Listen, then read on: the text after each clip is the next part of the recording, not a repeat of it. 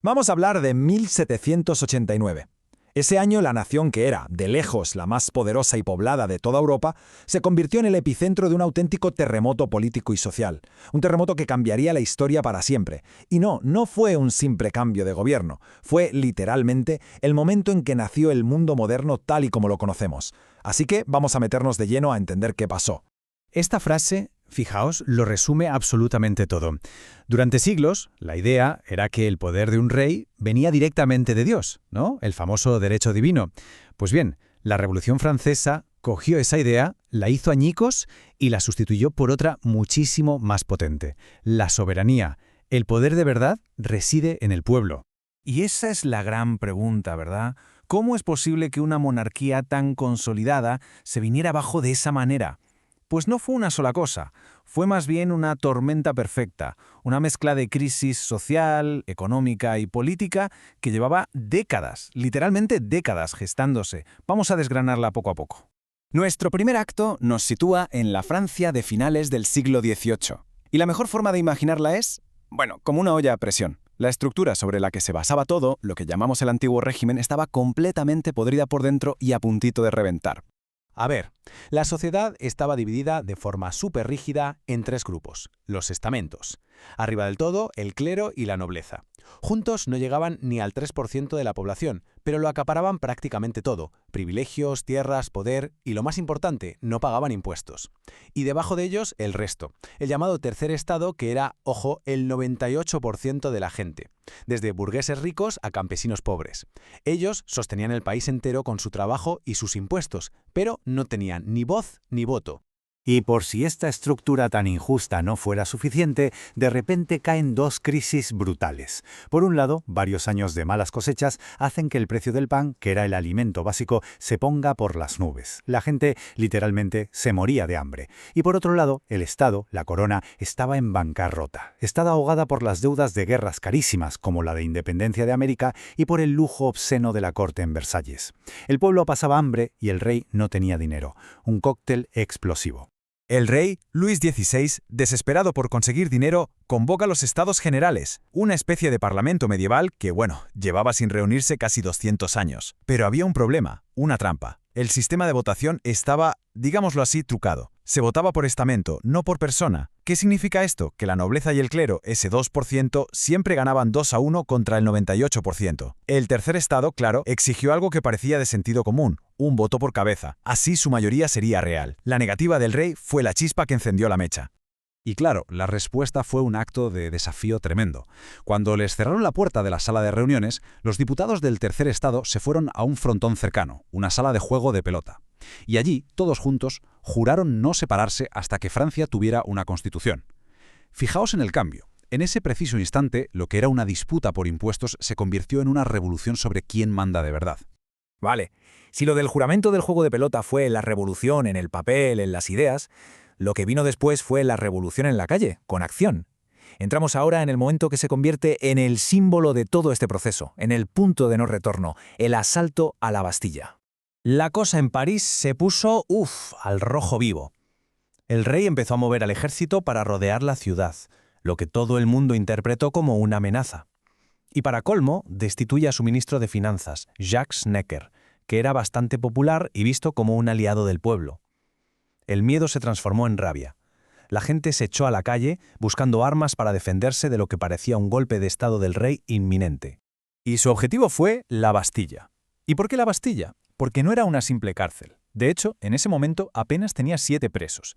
El tema es lo que simbolizaba. Era una fortaleza medieval en pleno París que representaba el poder absoluto y arbitrario del rey, la capacidad de encerrar a quien quisiera, sin juicio y por tiempo indefinido. Era, en resumen, el símbolo de piedra de la tiranía. Y el 14 de julio, después de horas de combate, la Bastilla cae. La noticia corrió como la pólvora. Aquello no era una simple revuelta, no. Era el fin de un mundo. El poder del rey se había hecho añicos contra la voluntad del pueblo armado. A partir de ese momento ya no había marcha atrás. Pero claro, la caída de la Bastilla fue solo el pistoletazo de salida. Lo que vino después fue una década de una complejidad enorme, llena de idealismo, de experimentos políticos y al final de una violencia extrema. La revolución mostró entonces sus dos caras, la de un sueño y la de una auténtica pesadilla. Aquí se ve muy bien la contradicción. En 1789, la Asamblea Nacional proclama la Declaración de los Derechos del Hombre y del Ciudadano, un documento absolutamente increíble que afirma la libertad y la igualdad para todos. Y solo 4 años más tarde, esa misma revolución está ejecutando a miles de personas en la guillotina, durante lo que se conoció como el Reinado del Terror. Entonces, ¿cómo se llega a ese punto? Pues por una tormenta perfecta de acontecimientos. Primero, el rey intenta escapar del país en 1791, pero lo pillan. Eso destruye la poca confianza que quedaba en él. A la vez, las otras monarquías europeas, aterrorizadas, invaden Francia para aplastar la revolución.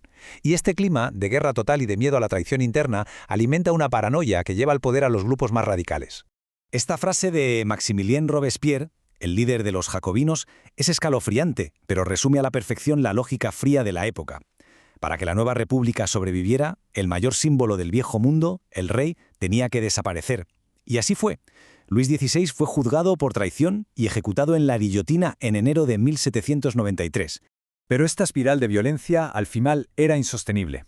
Y pasó lo que suele pasar en estos procesos. La revolución empezó a devorar a sus propios hijos. El mismísimo Robespierre, el arquitecto del terror, acabó siendo detenido y guillotinado por sus propios compañeros, que ya temían por sus vidas. Con su muerte, la fase más sangrienta de la revolución llegó a su fin. Imaginaos el panorama. 10 años de caos, de guerra, de ejecuciones. Francia estaba agotada. Y cuando la gente está agotada, ¿qué pide? Orden, estabilidad. Y ese deseo de orden creó el vacío perfecto para que un hombre fuerte tomara las riendas. El gobierno que vino después del terror, el Directorio, fue un desastre, una república débil, corrupta, incapaz de solucionar nada. Y para mantenerse a flote, ¿en quién se apoyaba? Pues en el ejército, lo que inevitablemente dio un poder descomunal a sus generales más exitosos. Y el más brillante de todos, el más célebre, era un joven general llamado Napoleón Bonaparte. Volvió de sus campañas militares en Italia y Egipto convertido en un héroe nacional, en un salvador. Y en 1799, con un golpe de estado rapidísimo, disolvió el gobierno y tomó el poder. La década de caos revolucionario había terminado. Es que el ritmo de los cambios es de auténtico vértigo. Pensemos un segundo. En 1789, Francia es una monarquía absoluta con siglos de historia. Para 1792 ya es una república radical en guerra con toda Europa. Y para 1799, esa república ya es una dictadura militar que pronto se convertiría en un imperio. Un torbellino político sin precedentes en solo 10 años. Así que Napoleón le pone fin. ¿Significa eso que la revolución fracasó? Pues para nada. Porque aunque el proyecto político inmediato no cuajó, las ideas que desató, esas sí que cambiaron el mundo para siempre. Vamos a ver cuál fue su legado. La cuestión fundamental es esta. La revolución introdujo conceptos que hoy nos parecen normales, que damos por sentados. La idea de que somos ciudadanos con derechos y no súbditos de un rey. Creó símbolos nacionales que perduran, como la bandera tricolor o el himno de la Marsellesa. Asentó la separación entre la Iglesia y el Estado y acacó de raíz la idea del privilegio por nacimiento. Si hasta el sistema métrico decimal sale de ahí. Y quizá el legado más tangible, más duradero, es el Código Civil. Napoleón le dio el empujón final, sí, pero sus principios venían directos de la Revolución. Igualdad ante la ley para todos. Este código fue tan influyente que sentó las bases de los sistemas legales en gran parte de Europa y del mundo. Su eco resuena todavía hoy en los tribunales de muchísimos países. Y con esto llegamos a la reflexión final. Napoleón pudo parar el caos de la revolución, sí, pero nadie, absolutamente nadie, pudo parar la fuerza de sus ideas. La libertad, la igualdad, la soberanía del pueblo se convirtieron en un motor imparable que inspiraría revoluciones y cambios en todo el planeta durante los 2 siglos siguientes. Así que la gran pregunta que queda en el aire no es si la revolución terminó, sino si alguna vez lo ha hecho de verdad.